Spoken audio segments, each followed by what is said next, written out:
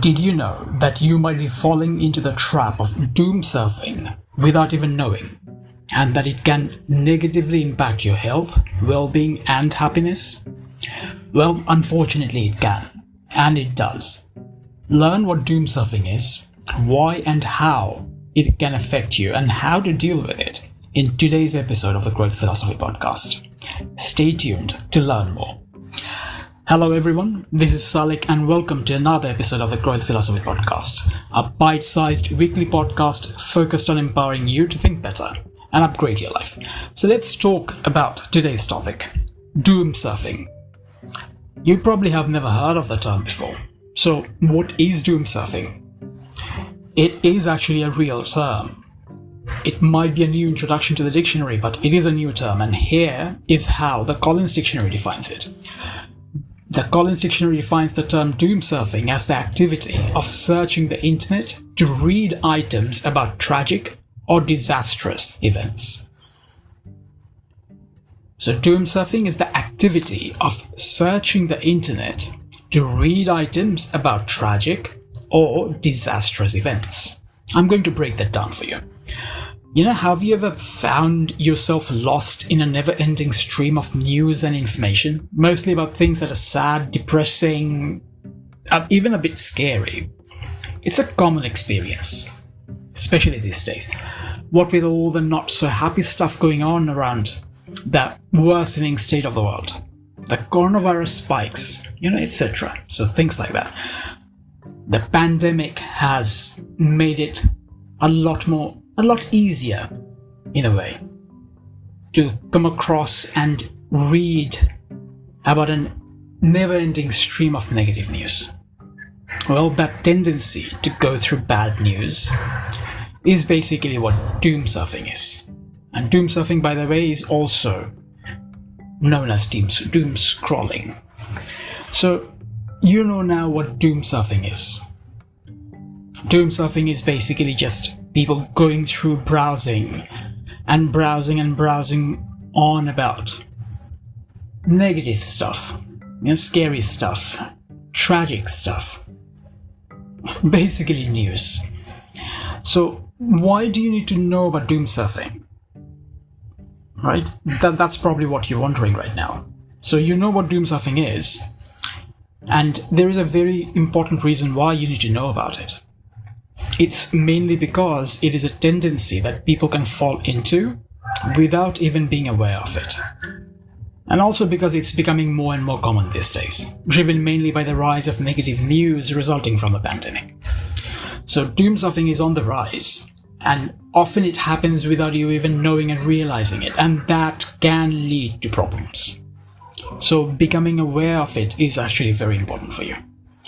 But let's unpack that a bit more. So why do you need to know about it, and how does it affect you? So you might be thinking that you're not one of those people who actively go around looking for negative news or information. I mean, if you're listening to this podcast, very likely you're not. Very likely you're smarter and you make smart decisions. So you won't. Well, I would assume that you don't really go around actively looking for negative news to read. But here's the thing. Even though you might not be actively looking for negative news or information, you might still be doing it. You might still be doomsurfing, mainly thanks to the common activities like social media scrolling. Facebook and Twitter, they're just full of negative news, especially these days. Even Google Chrome sort of automates the doomsurfing. I mean, if you're an Android user like me, then you have noticed how every time you open your browser to look something up, Google automatically loads up news and information for you. The thing is, more often than not, the majority of the news items are not very positive. Actually, quite the opposite. And here's the reason why. Negative news gets clicks. Negative news gets clicks. Remember that. And that is not a very good news for you. And you know how we just automatically fall into this trap? I mean, I noticed it myself.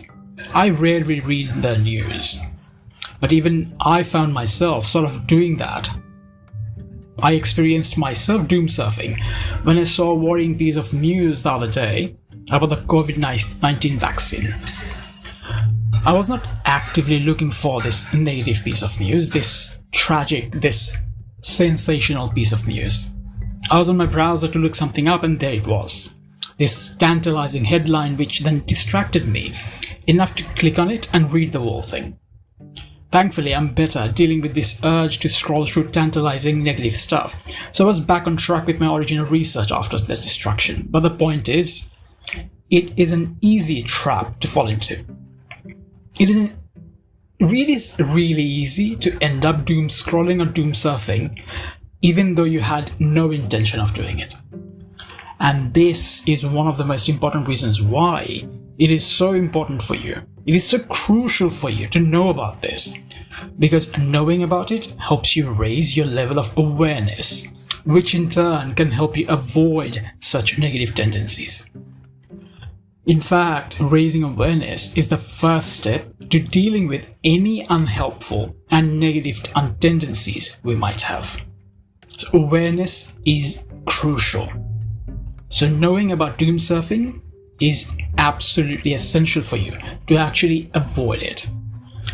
So now you understand the problems with doom surfing and why it affects you, especially your mental health, in a negative way. So if it is not abundantly clear by now, understand this. The more you expose yourself to negative information, the more negatively it impacts your mental health. I mean, surely it's pretty clear to you, right?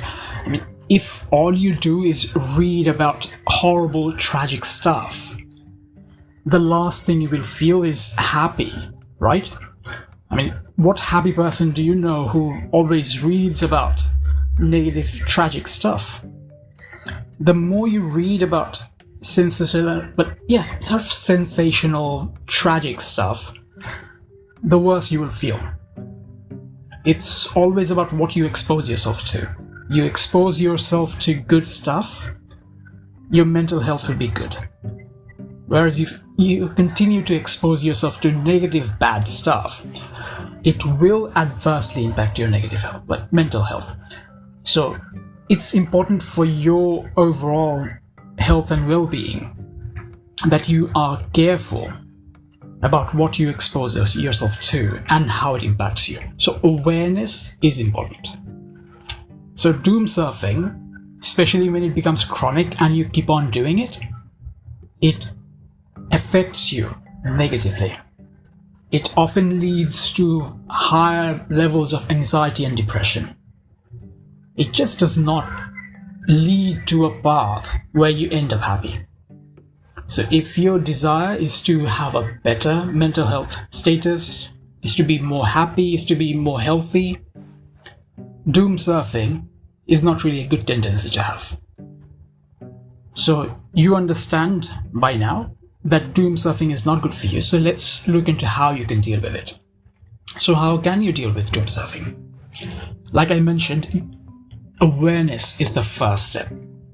So developing awareness about doom surfing is the first and possibly the most important step you can take. After all, how can you stop doing it if you do not even know about it, right? So listening to this talk will help you become more aware of this tendency, which can then help you identify this behavior, if or rather when you fall into this doom surfing trap.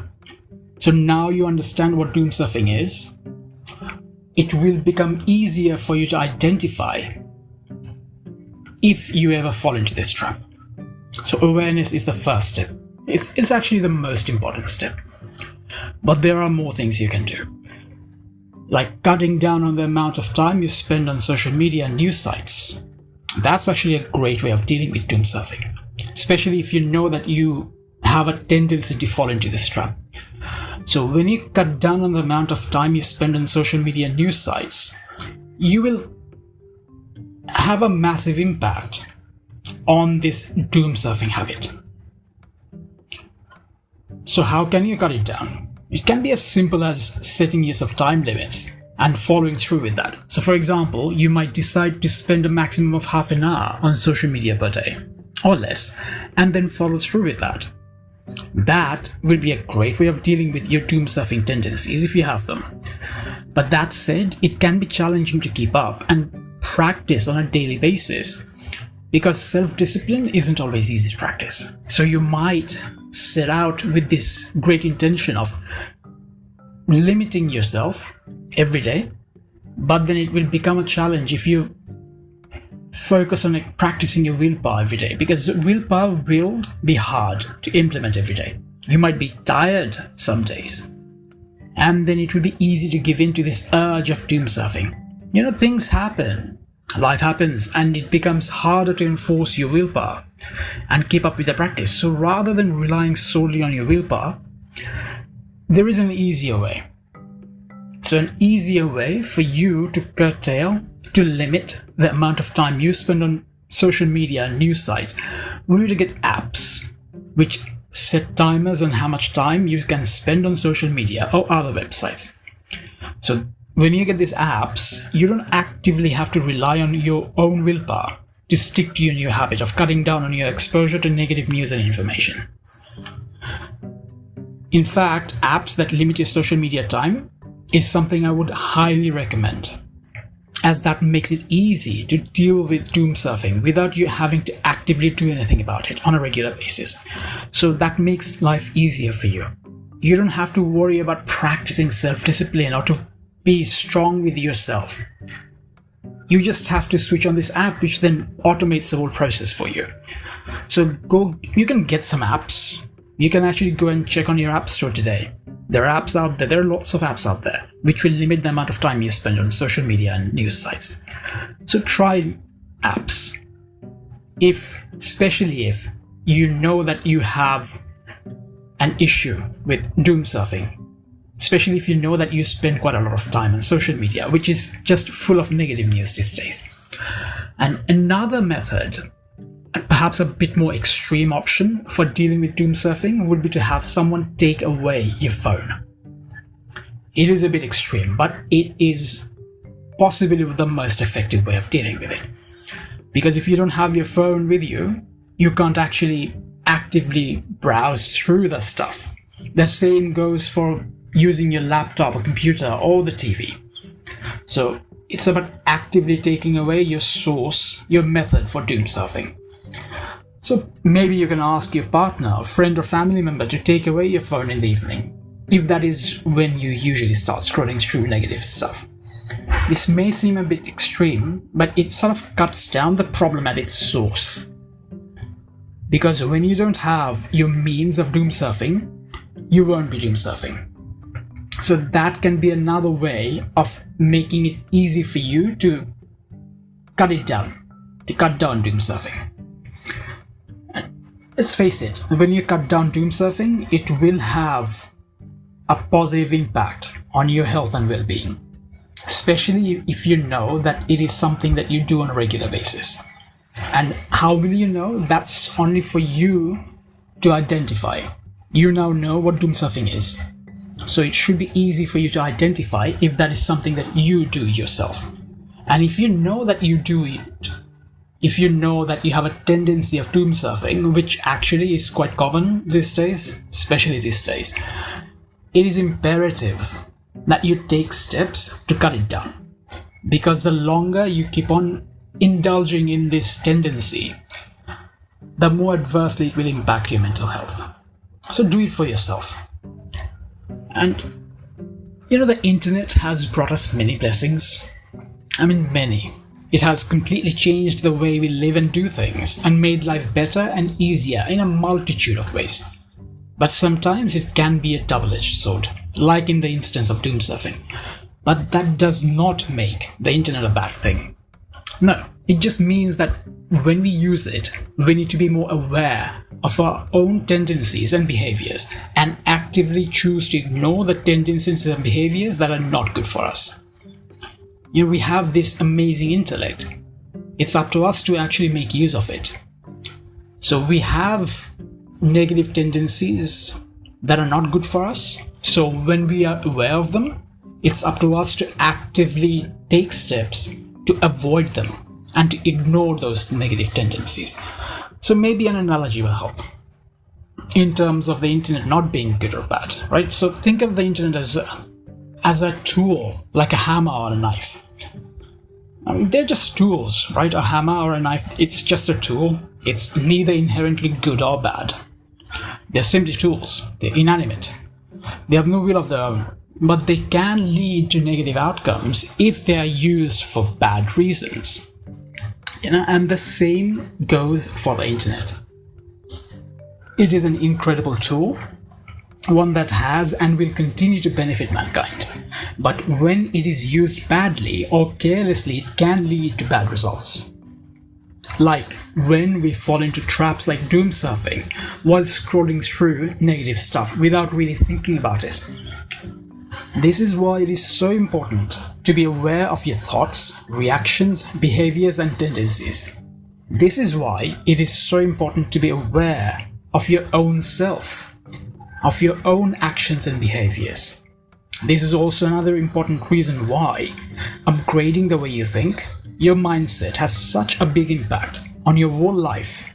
Because when you think better, it becomes easier to make good, positive choices for yourself. On that note, check out the past episodes of the Growth Philosophy podcast to learn more about how you can improve and upgrade your life. And subscribe to the podcast to get updated about new episodes and learn even more about improving your mindset and your life. Let me just end by saying this. Reading news is not inherently bad. But it can be smart to avoid it when the barrage of negativity is affecting you. Like if scrolling through a lot of negative news makes you feel depressed or makes you scared or anxious, or perhaps even drives you to despair. It is important to look after your mental well-being and make good choices, and avoiding tendencies like doomsurfing can help. I hope you found this talk on doomsurfing useful, and that it has made you more aware of this negative tendency so as to help you get better at avoiding it. Like with most things in life, the more you practice your awareness and avoidance of doomsurfing, the better you will get at it, especially if you know that it is a common tendency for yourself. So be aware of your own tendencies and avoid the negative ones. That's how you will improve your life. That's a key step for improving your life. If you have any questions about today's talk, feel free to post them on my blog or reach out to me on Twitter. As always, it has been a pleasure to have you listen in. Don't forget to subscribe to the podcast to get updated about new episodes. Also, check out the other episodes of the Growth Philosophy podcast for more resources to help you improve your mind and your life. I'll catch you again next Monday. Until then, have a great week and remember, think better to upgrade your life.